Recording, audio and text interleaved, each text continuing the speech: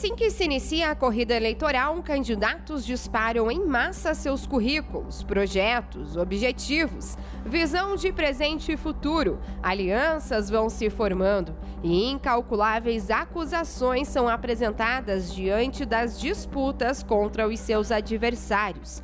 E em meio a tudo isso, o povo segue firme na escolha por seus representantes. E a partir do momento em que há informação de que o ex-presidente Luiz Inácio Lula da Silva totalizou 48,4% dos votos e o atual presidente da República, Jair Messias Bolsonaro, 43,2% dos votos, os dois candidatos à presidência passaram a receber apoio de outros candidatos, muitos deles antes seus adversários, que agora acabam escolhendo um lado e se tornam, então, aliados.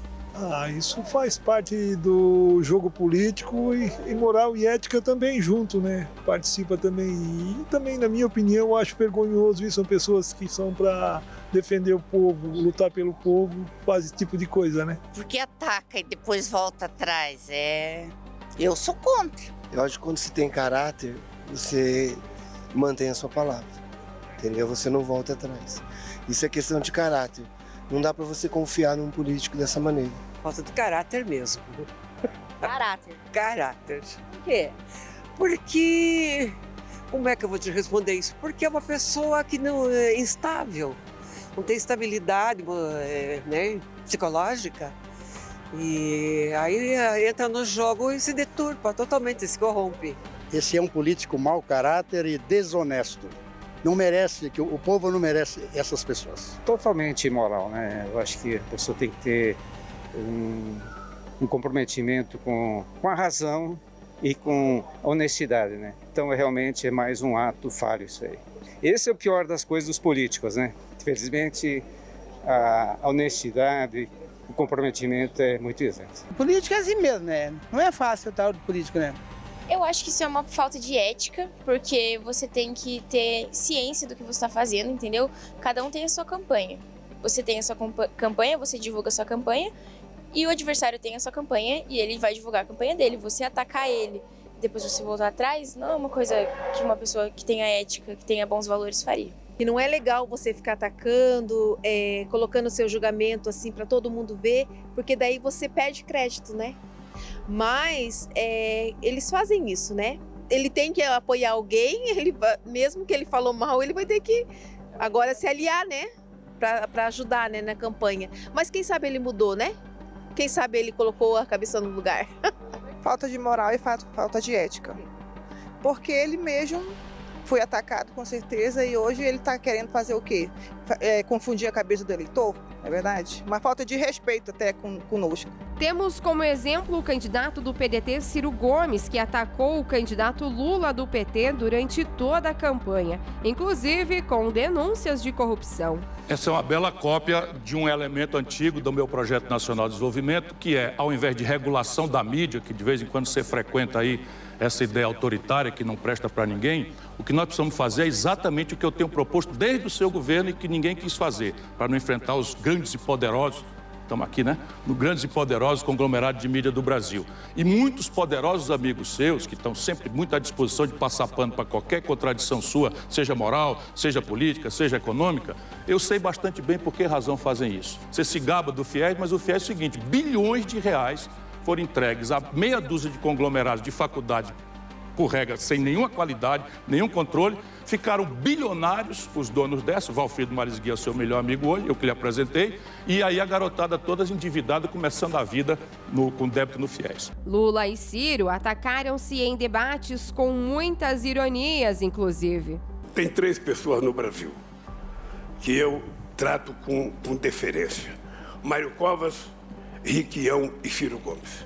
De vez em quando eles podem até falar mal de mim, que eu não levo em conta, porque eu sei que eles têm o coração mais mole do que a língua.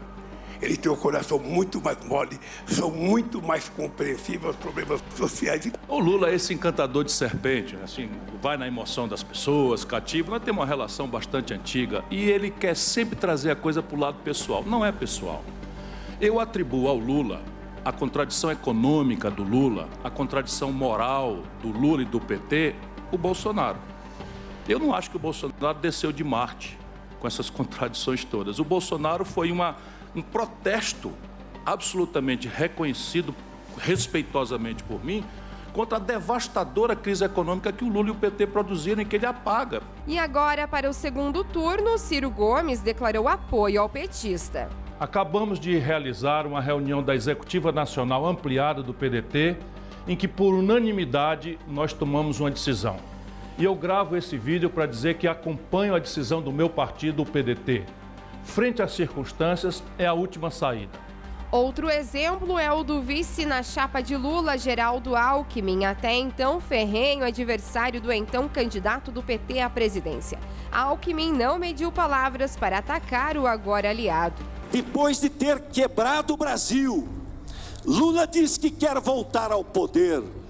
Ou seja, meus amigos, ele quer voltar à cena do crime. Alckmin ainda falou em outras campanhas sobre a condenação do ex-presidente. Está também em suas mãos evitar que a corrupção e a roubalheira voltem a comandar o país.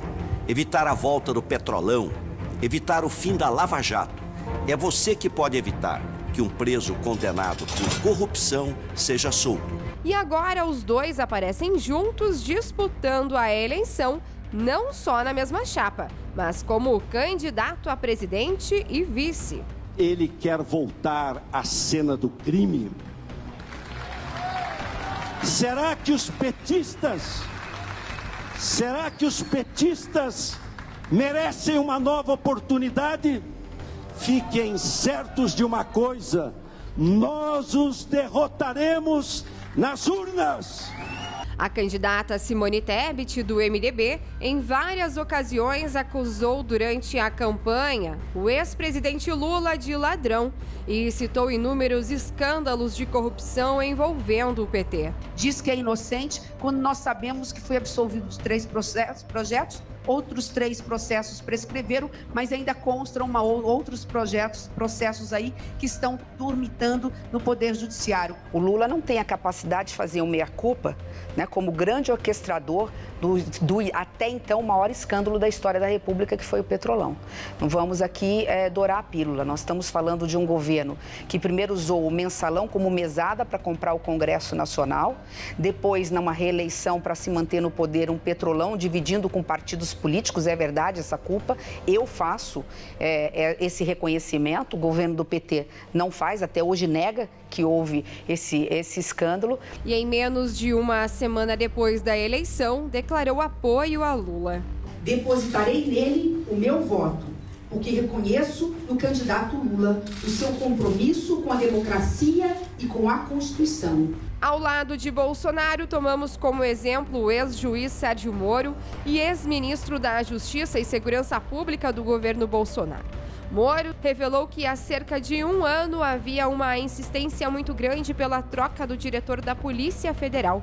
Na ocasião, pediu a demissão do cargo e fez denúncias contra o atual presidente. Eu, infelizmente, não tenho como persistir com o compromisso que assumi, sem que eu tenha condições de trabalho.